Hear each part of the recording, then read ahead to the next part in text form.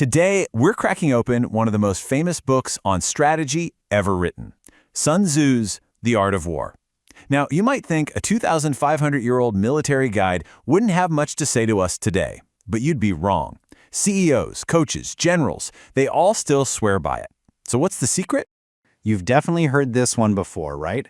It sounds like the perfect piece of ancient, cunning advice. You know, exactly the kind of thing you'd expect from a master strategist like Sun Tzu. Yeah, about that. He never said it. That line actually comes from Michael Corleone in The Godfather Part 2. And honestly, it's just one of many myths that have popped up around this legendary book. So that brings us to the real question, doesn't it? What did Sun Tzu actually teach us? And why are his ideas still so powerful after all this time? Let's peel back the layers and find out. First things first, to really get this book, you have to understand the world it came from. Because a text like The Art of War, while it's not written during peaceful, quiet times, it's forged in chaos. Sun Tzu's world, the spring and autumn period in China, was an absolute pressure cooker. The old dynasty was falling apart, leaving this huge power vacuum, and dozens of smaller states jumped in to fight over the pieces. It was a brutal, non-stop free-for-all where just surviving was a victory. And you can see here just how radically warfare itself was changing. I mean, it went from these kind of formal, honor-based duels between nobles and chariots to all-out war with massive armies of foot soldiers.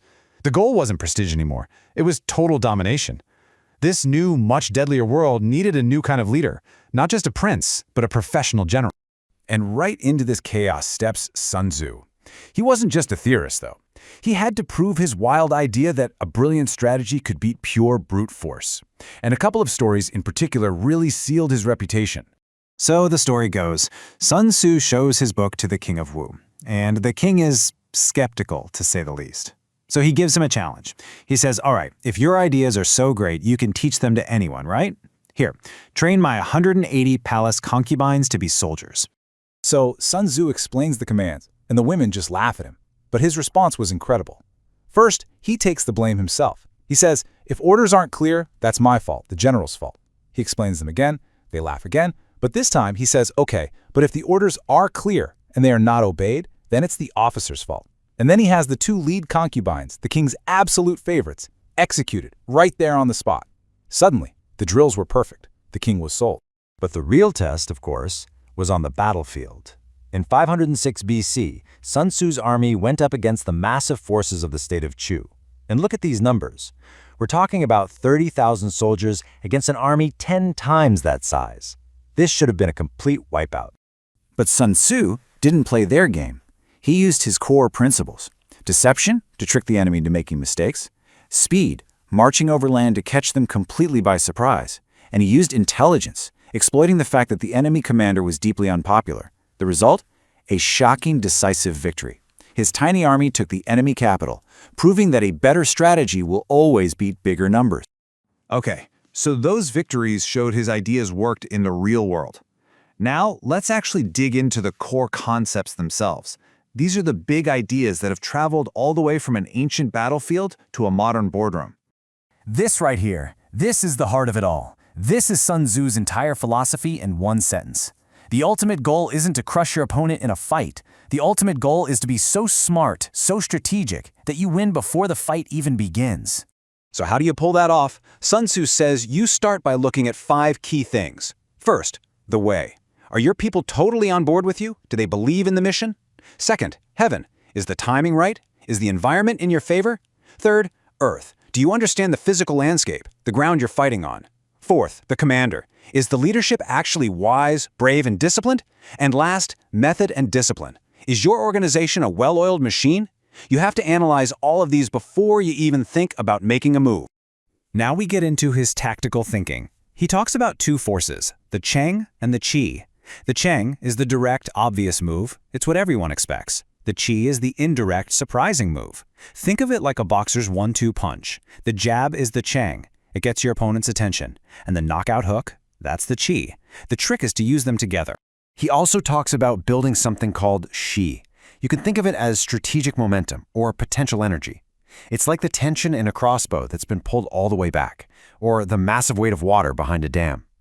A great leader builds up all this potential energy and then unleashes it at just the right moment for an absolutely unstoppable result.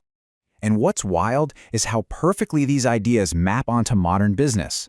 Know the enemy and know yourself? That's literally a SWOT analysis. Avoid what is strong and strike at what is weak. That's the whole idea behind finding a niche market. Speed and surprise? Every startup is chasing that first mover advantage. It's all right there. And this isn't just theory, You can see it in action. Amazon used its deep knowledge of its own logistical power to attack the weaknesses of brick-and-mortar stores. Toyota became obsessed with perfecting its internal discipline and efficiency. And Tesla? Tesla used a completely surprising, unorthodox attack, a total chi move, to shake up the entire auto industry.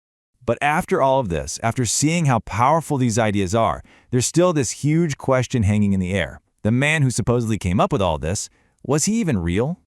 The debate here is actually fascinating. So on the one hand, a famous historian named Sima Qian wrote a whole biography about him a few centuries later. But on the other hand, a history written during Sun Tzu's lifetime never mentions him. Not once.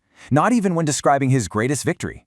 That's led a lot of experts to wonder if Master Sun wasn't a single person, but maybe a name for a whole school of strategic thinkers. But whether he was one man or many, the text itself has had an incredible journey. It made its way to Europe in the 1700s and started influencing military leaders like Napoleon. But the biggest moment came in 1972. Archaeologists in China found fragments of the book written on ancient bamboo slips. It was the smoking gun, hard proof that this text really was as old as the legends claimed. And in the end, this is really the timeless lesson of the art of war. Victory doesn't just happen. It's not about luck. It's the product of better planning, better intelligence, and most importantly, the ability to adapt faster than your opponent. Which leaves us with one final thought, one that really gets to the core of Sun Tzu's wisdom. What's the real sign of a master? Is it the ability to win any battle you fight, or is it being so smart, so prepared that you don't have to fight at all?